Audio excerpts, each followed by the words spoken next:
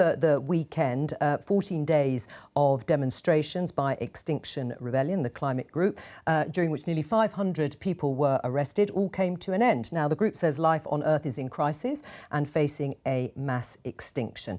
We'll show you some pictures here. Protesters outside, very colourful, outside the London Stock Exchange.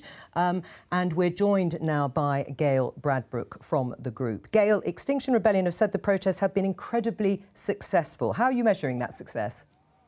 Well, we had two goals with this rebellion. One was to ask for an immediate demand, which was no new investments in fossil fuels. And we took that demand to the heart of the City of London, because people are fond of saying that the UK has very low emissions, but actually 15% of emissions are funded from the UK. We didn't actually expect that demand to be met because we are not being led out of this crisis. We're being led over a cliff.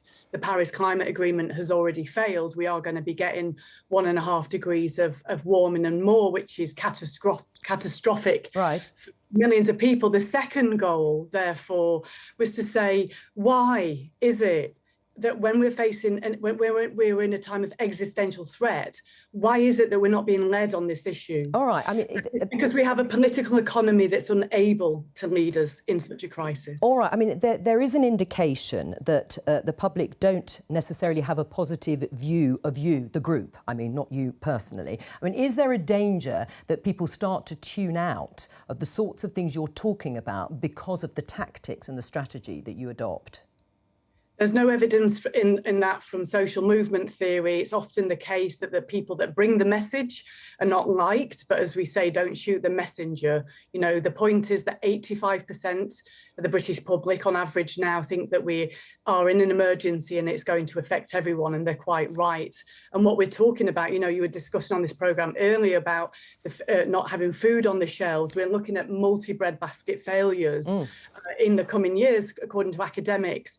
People ain't seen nothing yet in terms of food shortages, and the trajectory that we're on right now, which is towards 4 degrees of warming, signals the collapse of civilization. Okay, Gail, well, all right, sorry to interrupt, let me open it up. Anita, from a communications point of view, my point about perhaps that people don't actually support Extinction Rebellion as a group because of their tactics and the disruption, but as Gail said, they don't need to be liked, they just need to get the agenda out there, which they're doing.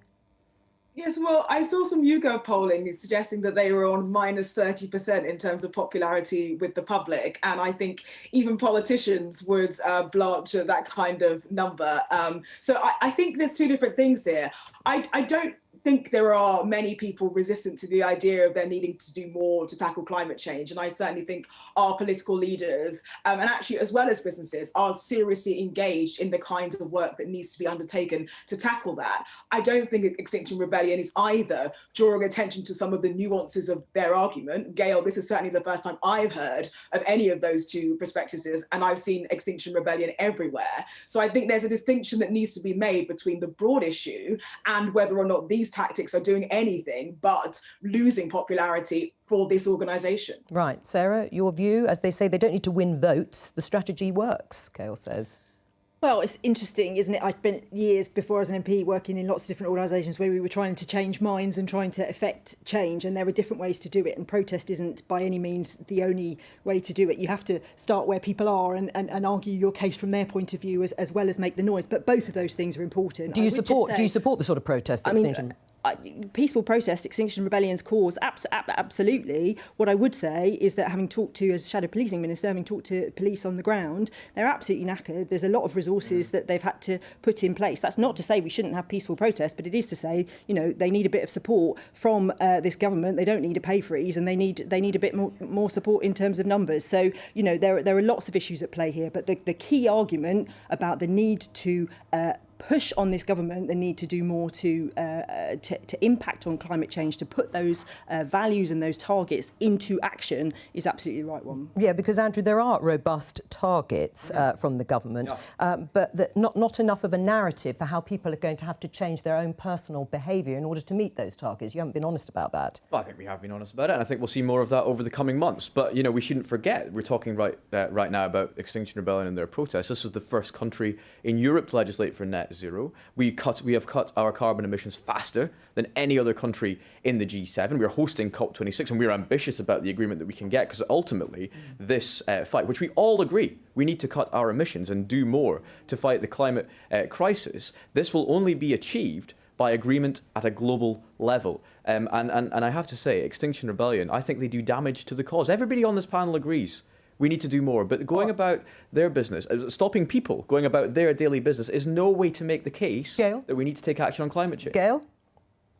So we blocked one intersection in London per day, something like that. There's 11,000 intersections in London. And what's happening is what happens to social movements, right? This is what happened with the suffragettes, propaganda. So you've had a three-pronged approach, really. You've had the police coming down super heavy on us, including violence, use of batons, punching peaceful protesters. It seems like the police's main mission was to stop us getting our message out there. You've got a coordinated attack across the right-wing press to discredit us, and you've got a government trying to pass a police crime and sentencing bill to squash this kind of protest. Like, why is there so much focus on Extinction Rebellion and so little focus on the agenda and action to be actually taken? Because if you look at all these targets that the government set, according to their own committee on climate change, they just keep failing on them. According to the Public Accounts Committee, they have no plan. According to Lord Deben, they haven't seen the delivery plan. There is no plan, folks. We're being led over a cliff. We're already getting 1.5 degrees of warming, and people are going to starve in the future as a result of that. All right. And Gail, I'm going to have to stop you because we're getting close to the end of the programme, but thank you very much for coming on. Alistair, I just want to get a response from you on the sort of political side in terms of the strategy and tactics of Extinction Rebellion. The issue is obviously up the political agenda, but in the US, they've worked very hard to attach themselves, environmentalists, to the Democrats, and to some extent it's worked with Joe Biden. Would that be better to try and attach themselves, XR, to a political party here? No, from their perspective, I don't think it would. And I agree with Gail. I find it really alarming that the government's bringing forward this legislation aimed at sort of curbing peaceful protest. And look, they may be unpopular. Although I've got to say, Anita, Gavin Williamson would give his right arm for -30. He's way worse than that, and he's still in charge of schools. Right. Well, so reshuffle's happening perhaps later in the week. But I do think they have played a role in getting the issue up the agenda. And Gail is right that this really is an emergency for the planet. And I suspect that the protest movement, for all their unpopularity, can actually, pat themselves on the back to some extent for having made that happen. Right, Andrew?